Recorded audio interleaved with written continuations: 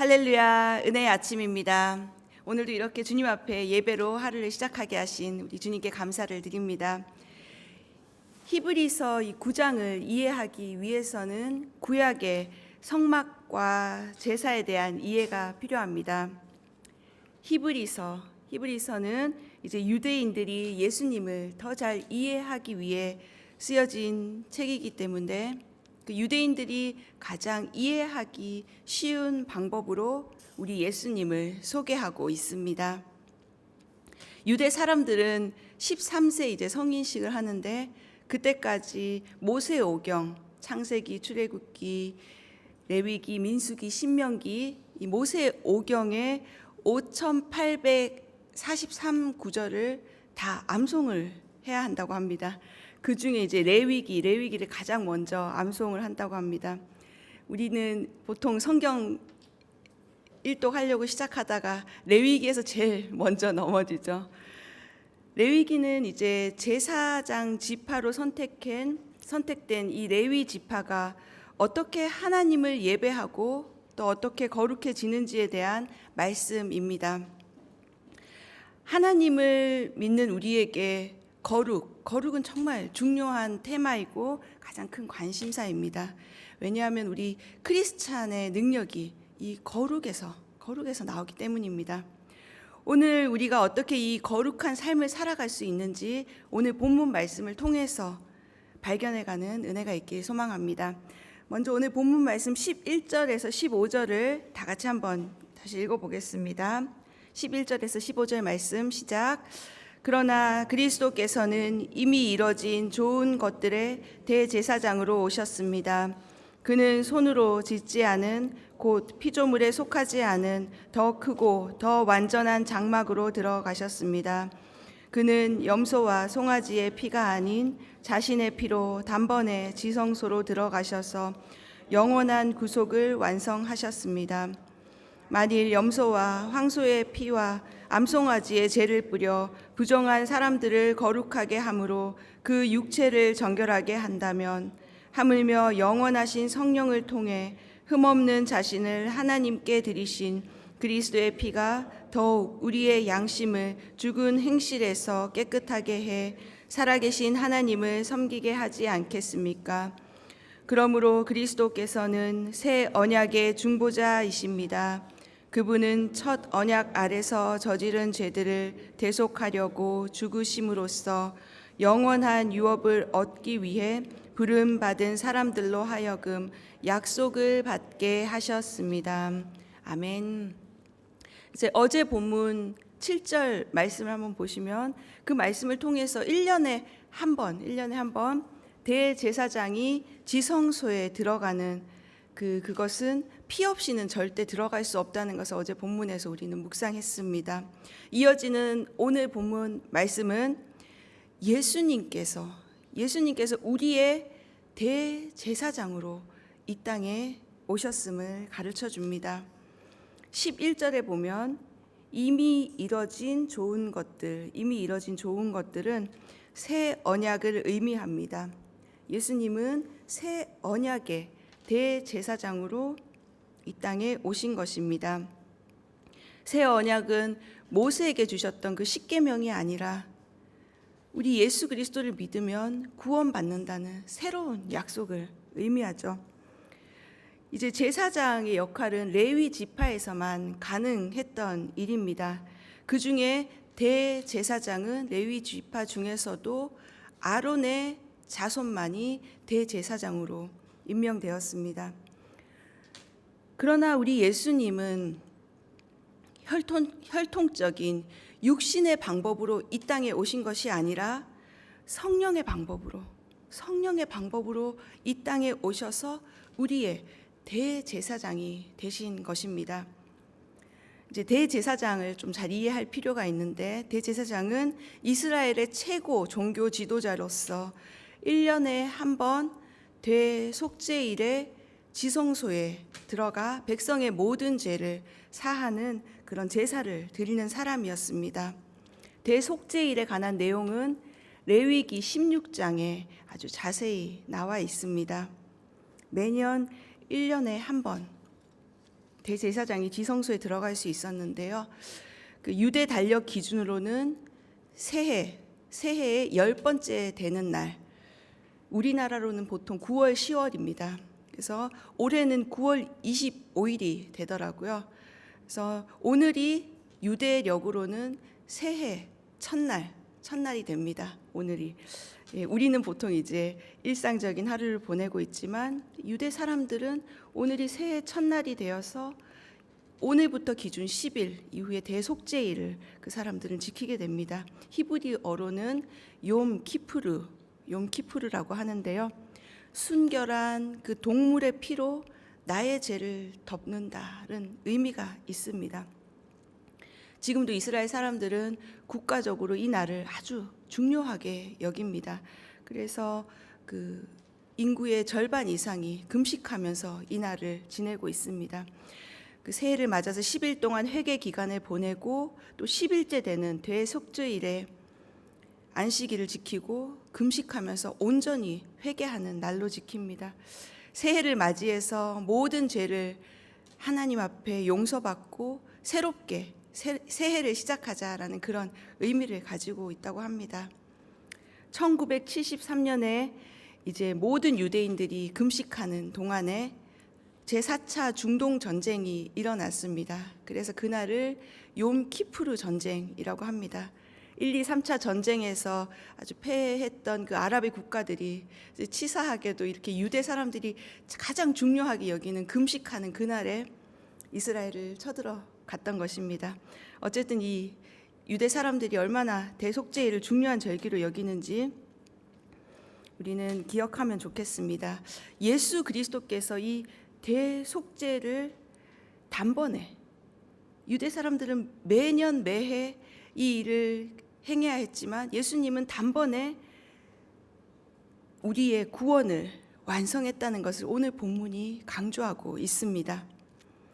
우리의 대제사장 되신 예수님께서 들어가신 지성소는 더 크고 완전한 장막, 히브리서 8장 2절에도 이 말씀이 있었는데요. 사람이 세운 것이 아니라 주께서 세우신 그 하늘의 장막, 피조물에 속하지 않은 더 크고 완전한 장막으로 예수님께서 들어가셨다는 것입니다. 그것은 바로 하늘 보좌를 의미하죠. 오늘 본문은 예수님의 이 보혈의 능력, 십자가의 피로 이루어진 구원을 구체적으로 세 가지 가르쳐주고 있습니다. 먼저 12절에 보면 12절에 우리의 모든 죄를 단번에 한 번에 사하셨다는 것입니다. 속죄 의식에서는 반드시 숫송아지와 이 염소의 피를 뿌리는 작업이 있었습니다. 숫송아지의 피를 손가락에 묻혀서 속죄소, 그 지성소 안에 동쪽에 7번을 뿌리라고 기록되어 있습니다. 또 숫송아지와 염소의 피를 제단의 그 기퉁이에 뿔들에 바르고 손가락으로 또 7번 이스라엘 자손을 부정해서 성결하게 하라고 이렇게 뿌리는 그 작업을 레위기 16장에 보면 상세히 기록하고 있습니다. 근데 이 일이 얼마나 끔찍한 일입니까? 피를 가지고 계속 뿌려야 되니 대제사장은 이 일을 함으로 인해서 아마 피범벅이 되었을 것입니다. 그런데 우리 예수님께서 스스로 희생 제물이 되시고 또 대제사장이 되셔서 단번에 이 일을 이루신 것입니다. 더 이상 그런 번거로운 작업을 하지 않아도 되게끔 예수님께서 이 일을 이루신 것입니다. 우리의 모든 죄값을 완전히 영원히 지불하신 것입니다. 두 번째는 14절에 보시면 살아계신 하나님을 섬길 수 있는 새 생명을 주셨다는 것입니다. 예전에는 염소와 황소의 그 피로 정결하게 됐습니다만 그것도 흠이 없는 제물을 드려야만 했습니다. 그러나 이제는 영원하신 성령을 통해 흠 없는 예수 그리스도, 죄가 없는 인간, 성육신 하신 그 몸을 친히 제물로 하나님께 드린 것입니다. 이 그리스도의 피로 인해서 우리가 살아계신 하나님을 예배할 수 있게 된 것입니다. 죽은 신이 아니라 살아계신 하나님을 우리는 지금도 예배할 수 있게 된 것입니다. 또 세 번째는 15절에 보면 예수님의 십자가 보혈로 영원한 유업을 얻게 되었다는 것입니다. 그것은 바로 우리가 그 하늘나라의 상속자가 되었다는 약속의 말씀입니다. 첫 언약 아래서 저지른 죄들을 대속하려고 모세의 율법을 깨뜨리기 위해서 예수님은 죽으신 것입니다. 우리는 그 나라를 상속받기 위해서 부름받은 사람들입니다. 우리의 자의적으로 선택한 것이 아니라 하나님의 부르심을 입은 자들로서 오늘 이 자리에서 우리는 예배하고 있는 것입니다. 하나님이 우리를 당신 앞으로 불러놓고 하찮은 것 주시겠습니까? 디도서 3장 7절 말씀에 이는 우리가 그분의 은혜로 새롭게 돼 영생의 소망을 따라 상속자들이 되게 하려는 것입니다 라는 약속의 말씀이 있습니다. 하나님께서 우리에게 주시는 그 나라는 영생의 소망이 있는 그런 나라입니다. 이렇게 예수님의 보혈의 능력에 대해서 오늘 말씀하고 있는데 이 보혈이 우리에게는 어떤 의미가 있습니까? 여러분 날마다 그 보혈의 능력을 경험하고 계십니까? 그 보혈은 우리의 삶의 문제를 단번에 해결하시고 또 영원한 자유를 주시는 약속의 보혈입니다. 구약 시대에는 죄를 사하기 위해서 이처럼 수많은 그 동물들의 희생이 필요했지만 율법이 완성된 이 신약 시대에는 동물의 피가 아닌 오직 예수 그리스도의 보혈의 능력으로 우리는 정결함을 입을 수 있습니다.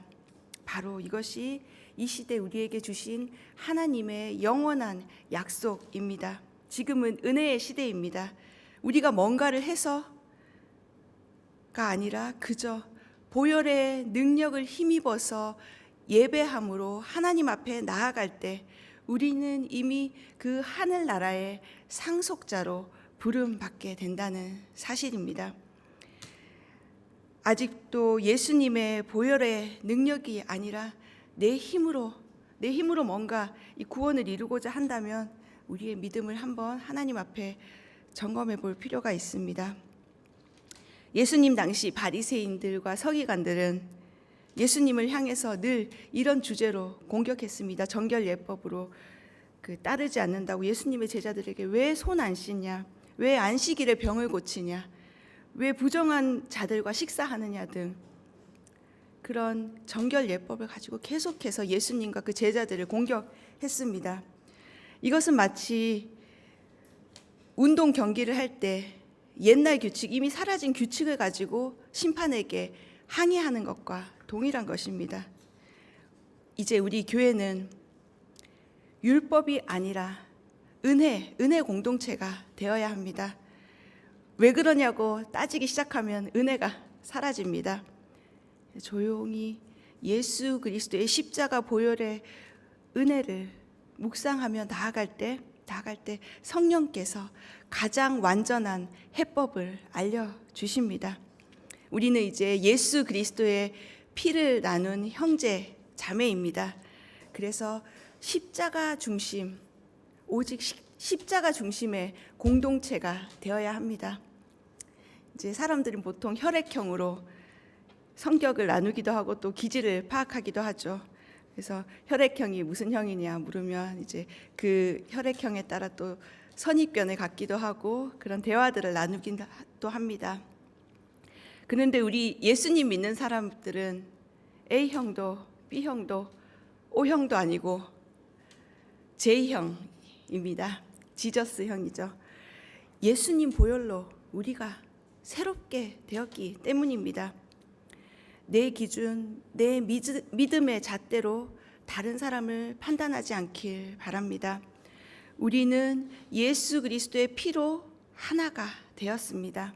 오직 하나님의 원리로 하나님의 원리로 세워져 가는 우리 동경 온누리 교회 되기를 주님의 이름으로 축원합니다. 오늘 본문 또 16절에서 22절을 한번 다 같이 읽도록 하겠습니다. 16절에서 22절 시작. 유언이 있는 곳에는 그 유언한 사람의 죽음이 있어야 합니다. 이는 유언은 죽음이 있어 효력을 나타낼 수 있고 유언한 사람이 살아있는 동안에는 아무 효력이 없기 때문입니다. 그러므로 첫 언약도 피 없이 맺어진 것이 아닙니다. 그래서 모세가 율법을 따라 모든 계명을 백성에게 말할 때 그는 물과 붉은 양털과 우슬초와 함께 송아지의 피와 염소의 피를 취해 언약책과 모든 백성에게 뿌렸습니다. 그리고 그는 이것은 하나님께서 여러분에게 명령하신 언약의 피입니다 라고 말했습니다. 마찬가지로 그는 장막과 제사에 사용하는 모든 그릇에도 피를 뿌렸습니다. 율법에 따르면 거의 모든 것이 피로 깨끗해집니다.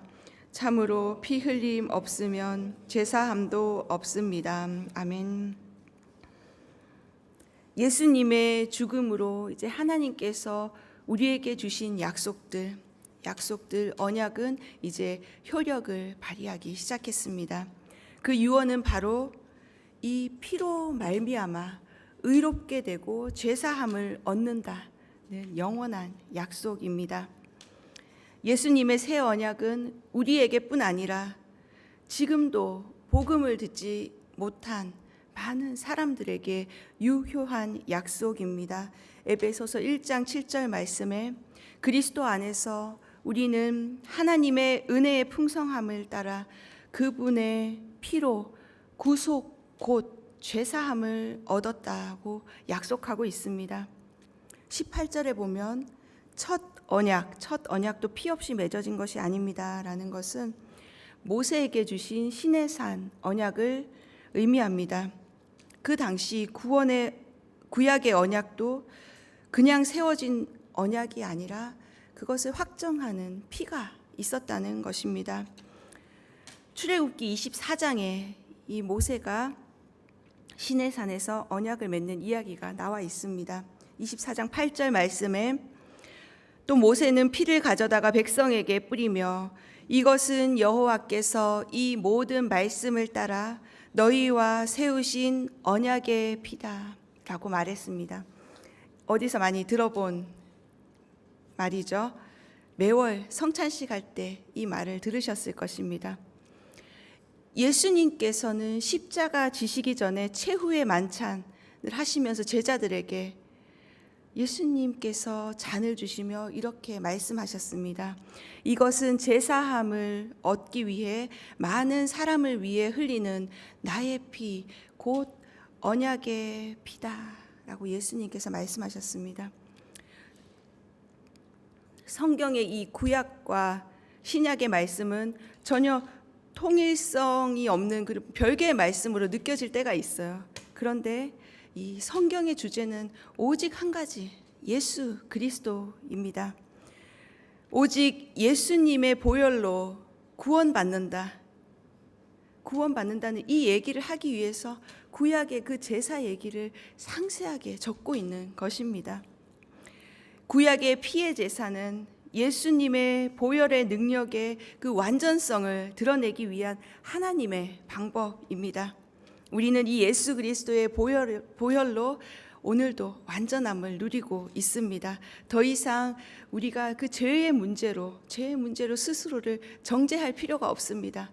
로마서 8장 1절 2절 말씀에 그러므로 이제 그리스도 예수 안에 있는 너희에게는 더 이상 정죄함이 없나니 이는 그리스도 예수 안에 있는 생명의 성령의 법이 죄와 사망의 법에서 너희를 해방하였다고 예수님은 우리에게 약속하고 있습니다. 우리가 이 십자가를 바라볼 때 우리는 보혈의 능력을 덧입게 됩니다. 그래서 여러분 어렵고 힘든 일이 있을 때 십자가 바라보면서 보혈 찬송 큰 소리로 부르십시오. 그러면 그때 이 보혈의 능력으로 말미암아 우리가 다시 살아나는 것을 경험하게 될 것입니다. 이 잘하는 주의 보혈 능력이 있도다, 주의 피 미드오 그 찬양이 있잖아요. 주의 보혈 능력이 있도다, 주의 피 미드오, 주의 보혈 능력이 있도다, 오 피로다. 아멘. 감사합니다. 불러주시니까 또 힘이 됩니다.